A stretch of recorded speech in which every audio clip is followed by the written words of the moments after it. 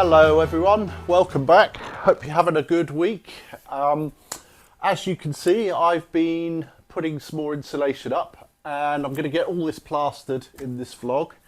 I've got some offcuts of insulation, so I'm going to use those in this last section because it's quite narrow. And trouble with these rolls, they're 120 centimetres wide, but the gaps between the beams are about 40 to 45, so I end up with a strip of insulation every now and then. So I'm going to use that in this last one. Susie wants to get up here and oil these at some point, so I think she'll probably do that when I've finished the plasterboard. I'm not at this stage worrying about taping and jointing, plastering, painting and all that. I just want to get the insulation and the plasterboard up, and then probably come New Year I'll get onto that aspect of it. Yeah, so I'll get on. And thank you for your lovely comments on last week's vlog, which was a day in my life, and it seems that you're all really keen to see a day in Susie's life, so we'll get that organised and filmed probably this week, so it'll probably be our next vlog. I haven't the faintest idea what she's going to be doing, and that's the thing about this place. Some days you wake up with a plan and it changes very quickly, so it'll be interesting to see what she gets up to in a day. Right, I'll get on then.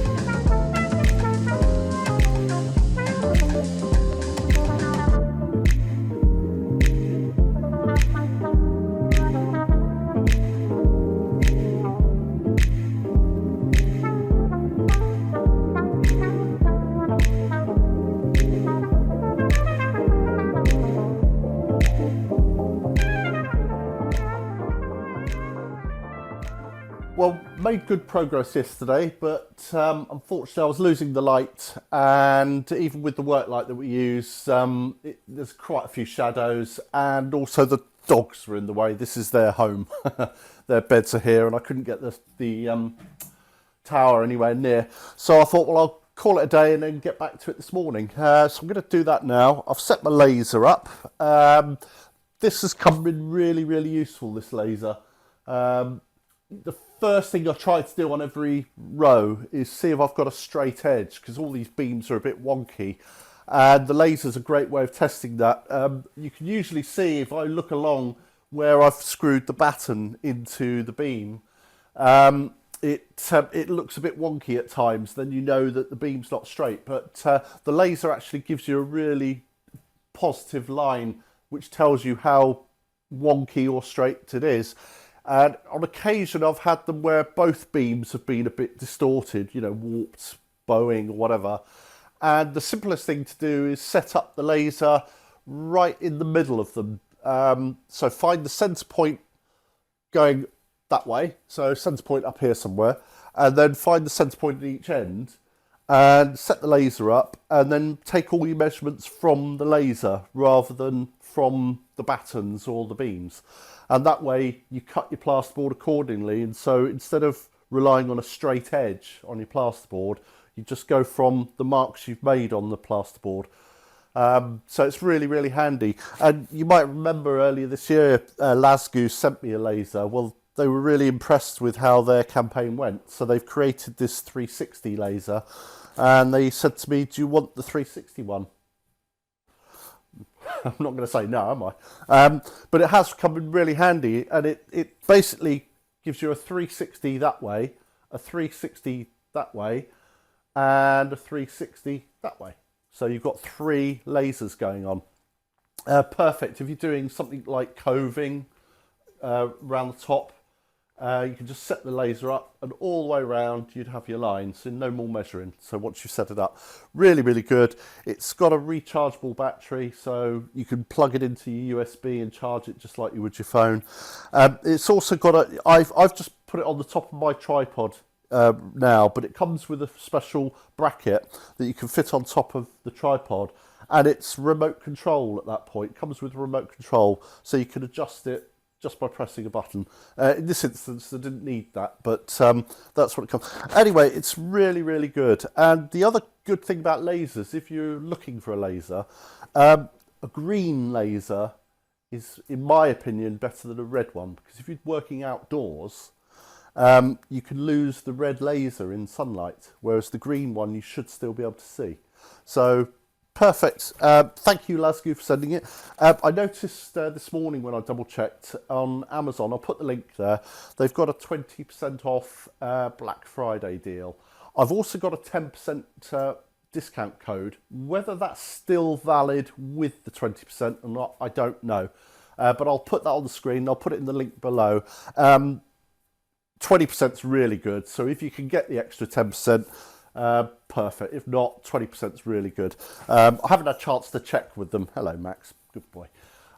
So I don't know whether the 10% is valid in conjunction with a 20%, but try it. But brilliant laser, really good, well packaged. So thank you, Lasgoo. Thank you, Lucy at Lasgoo. She sent it to me, so great. Right, I'm going to get this done, and then once I've done it, Susie will oil the last few beams. There's about 4 or 5 beams she's got to oil, and then that's this side done.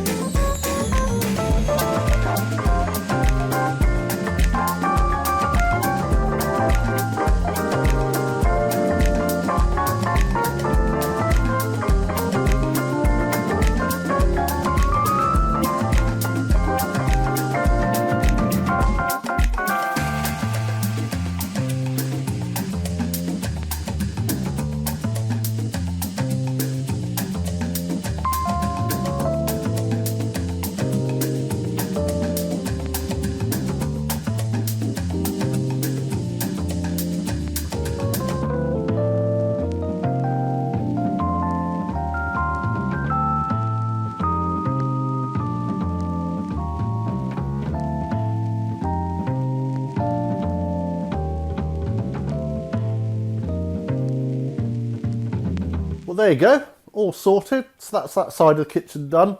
Looking good. There's a couple of issues where one or two of the plasterboards are a little bit tight, so they've just damaged the edge, but I can sort those out, so that's not an issue at all. So I better do the other half. Slight confession time now. You see, last year, do you remember I started cleaning the beams, you know, getting up there with the bicarb of soda, elbow grease and all this sort of stuff? Well, you were loving those videos. But Christmas came, you know, New Year, New Year's resolutions, new projects, and I kind of got out of the habit of cleaning them. But the good news is, you get to see some beam cleaning videos. And I know how much you liked watching those. Better get on with it then.